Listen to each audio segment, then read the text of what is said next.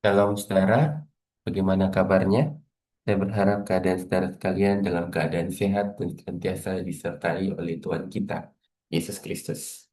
Hari ini kita masih akan membahas teguh, berakar, bertumbuh, dan berbuah. Kita percaya bahwa setiap firman Tuhan yang kita dengar, baca, dan renungkan tidak berakhir hanya sebagai sesuatu yang kita ketahui, tetapi berakar, bertumbuh, dan berbuah di dalam kehidupan kita maupun kehidupan orang lain untuk kemuliaan Tuhan.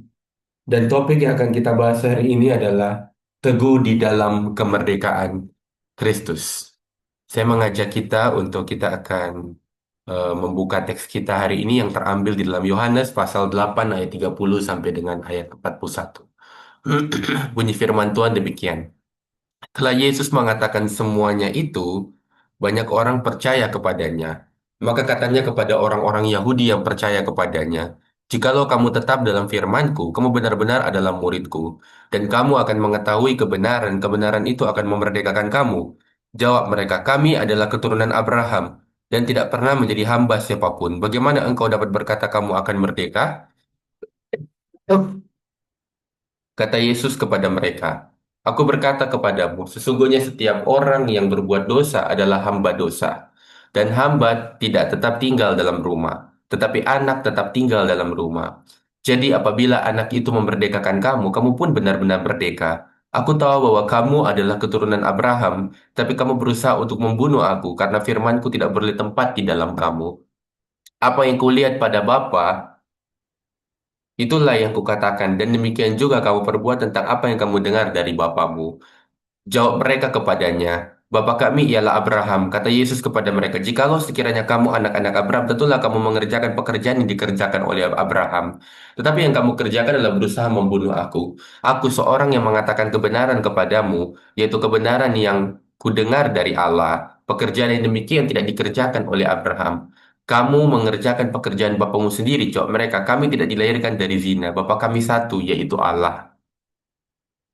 Setiap negara itu pasti merayakan hari kemerdekaan, yaitu merayakan kemerdekaan politiknya dan bebas dari tirani penjajahan yang menindas mereka. Namun kalau kita teliti, kemerdekaan secara politik memang baik bagi warga negaranya. Tetapi kita semua tahu dari sejarah dan dari berita yang kita baca dan dengar bahwa beberapa pemimpin politik terbesar kita, pria dan wanita yang memimpin kita menuju kebebasan politik, para reformis, itu ternyata masih menjadi budak dari sifat mereka sendiri. Tidak bisa mengendalikan nafsunya sendiri dan tidak bisa mengendalikan dirinya sendiri. Ada banyak sekali orang di dalam sejarah yang merupakan pemimpin politik yang hebat, namun pada saat yang sama mereka berada di dalam cengkeraman nafsu akan uang.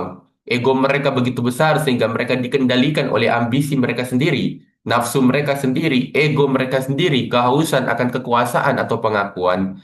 Jadi tetap saja kemerdekaan politik itu dapat rusak dan tidak berguna jika pemimpinnya dan orang-orang yang ada di dalam tempat pemerintahan yang seharusnya melindungi kemerdekaan itu haus akan kekuasaan, haus akan ambisi, dan haus akan kekayaan. Kemerdekaan politik itu tidak berarti apa-apa karena akhirnya pemimpinnya diperhamba dan ditindas oleh kekuasaannya sendiri. Kekuasaannya sendiri dan ego pribadinya, akhirnya negaranya bisa rusak dan korup. Bahkan di dalam sejarah para diktator dan semua penguasa korup itu akhirnya menghancurkan kekuasaannya sendiri. Misalnya kalau kita melihat kepada sejarah, misalnya tokoh bernama Adolf Hitler, yang kita tahu sama-sama adalah seorang diktator yang sangat kejam, yang ingin menunjukkan bahwa rasnya adalah ras terhebat, dan ingin melakukan genosida terhadap ras Yahudi. Kita melihat bagaimana nafsu, keinginan, hasrat untuk menjadi yang terhebat dan menghilangkan yang lain itu justru menghancurkan banyak hal, bahkan menghancurkan Jerman sendiri sehingga Jerman menjadi negara yang berbahaya, menjadi negara yang dinilai sangat kejam. Seperti itu. Nah, jadi kita bisa melihat bahwa ketika ego kita, nafsu kita yang mengontrol kita, maka ujungnya pasti adalah kehancuran. Kalau kita mengerti apa arti kemerdekaan yang sesungguhnya, maka kita akan tetap teguh berdiri dalam kemerdekaan yang kita miliki di dalam Kristus. Sehingga peran kita sebagai seorang pemimpin, sebagai seorang suami, bos, ibu, atau ayah, itu tidak akan lagi diperhamba dan dibelenggu oleh keinginan kita yang berdosa. Ada beberapa mitos definisi tentang kemerdekaan menurut dunia. Yang pertama adalah kemerdekaan adalah tidak tunduk kepada Tuhan selain dirimu sendiri. Dan yang kedua adalah kemerdekaan adalah apa yang kau ingin atau hasrat yang ingin kau lakukan. Mitos-mitos ini adalah konsep yang sangat tidak konsisten dengan dirinya sendiri. Nah, lalu bagaimana kemerdekaan yang benar yang sesuai dengan Injil? Nah, di dalam khotbah ini kita akan membahas hanya satu poin saja, yaitu apa itu kemerdekaan sejati menurut firman. Apa itu kemerdekaan sejati menurut firman Tuhan? Saya mengajak kita untuk kembali melihat di dalam Yohanes pasal 8 ayat 32 sampai dengan ayat 34. Dan kamu akan mengetahui kebenaran, kebenaran itu akan memerdekakan kamu. Jawab mereka, kami adalah keturunan Abraham dan tidak pernah menjadi hamba siapapun. Bagaimana engkau dapat berkata kamu akan merdeka? Kata Yesus kepada mereka, aku berkata kepadamu, sesungguhnya setiap orang yang berbuat dosa adalah hamba dosa. Yesus berkata kepada orang-orang ini bahwa mereka butuh suatu kemerdekaan, tetapi mereka bingung dan merasa tidak membutuhkan kemerdekaan. Kemudian Yesus berkata, setiap orang yang berbuat dosa adalah hamba dosa. Kemerdekaan apa yang Yesus maksudkan? Kemerdekaan sejati menurut firman itu apa? Nah, kalau kita melihat pada mitos yang pertama, mengenai kemerdekaan dikatakan bahwa kemerdekaan adalah tidak tunduk pada Tuhan selain dirimu sendiri. Tetapi apakah definisi kemerdekaan seperti ini masuk akal? Apakah kita bisa tidak tunduk kepada Tuhan manapun? Apakah ini adalah sesuatu yang logis? 1 Petrus 2 ayat 16 mengatakan bahwa hiduplah sebagai orang merdeka dan bukan seperti mereka yang menyalahgunakan kemerdekaan itu untuk menyelubungi kejahatan-kejahatan mereka, tetapi hiduplah sebagai hamba Allah. Nah, di sini dikatakan bahwa kemerdekaan menurut firman adalah hidup sebagai hamba Allah. Jadi kemerdekaan menurut firman adalah hidup sebagai hamba Allah. Galatia pasal 5 ayat 13 berkata bahwa saudara-saudara, memang kamu telah dipanggil untuk merdeka, tetapi janganlah kamu mempergunakan kemerdekaan itu sebagai kesempatan untuk kehidupan dalam dosa, melainkan layanilah seorang akan yang lain oleh kasih. Nah, kalau kita perhatikan ayat ini di bagian B dikatakan, janganlah kamu mempergunakan kemerdekaan itu sebagai kesempatan untuk hidup di dalam dosa, melainkan layanilah seorang akan yang lain. Jadi melayani tetapi merdeka. Bagaimana bisa begitu? Nah, ada yang menarik di dalam Roma pasal 6 ayat 16 sampai dengan 17. Apakah kamu tidak tahu bahwa apabila kamu menyerahkan dirimu kepada seseorang sebagai hamba untuk menaatinya, kamu adalah hamba orang itu yang harus kamu taati, baik dalam dosa yang memimpin kamu kepada kematian, maupun dalam ketaatan yang memimpin kamu kepada kebenaran. Tapi syukurlah kepada Allah, dahulu memang kamu hamba dosa. Nah, berdasarkan ayat ini, yaitu kalau kita pikir kita bebas dan merdeka untuk berdosa, maka kita sebenarnya terbelenggu oleh dosa yang memimpin pada kebinasaan. Tetapi kalau kita taat pada kebenaran, maka kebenaran itu akan memimpin kepada kehidupan yang merdeka. Dahulu kita sebelum kenal Kristus, maka kita adalah hamba dosa. Namun setelah kita kenal Kristus, kita menjadi hamba kebenaran. Jadi ini menghancurkan mitos yang pertama yang mengatakan bahwa kemerdekaan adalah tidak tunduk kepada Tuhan selain dirimu sendiri.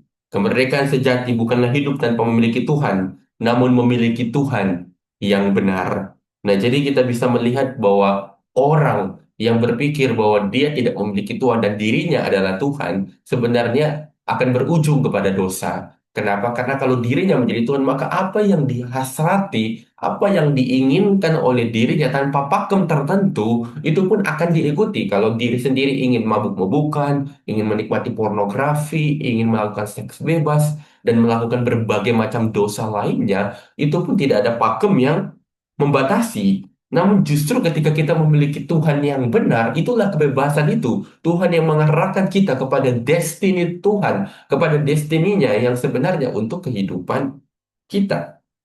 Ada seorang bernama Bob Dylan, dia mengatakan seperti ini. Anda pasti harus melayani seseorang atau sesuatu. Nah, kita sama-sama tahu bahwa Alkitab mengatakan kita pasti memuja sesuatu, kita pasti hidup dan berjuang untuk sesuatu, dan kita pasti bersandar akan sesuatu itu. Jadi Bob Dylan sedang ingin menyampaikan bahwa kita pasti punya pegangan, kita pasti punya sesuatu yang menjadi hal yang utama, yang kita puja-puja, yang kita gantungkan diri kita kepadanya.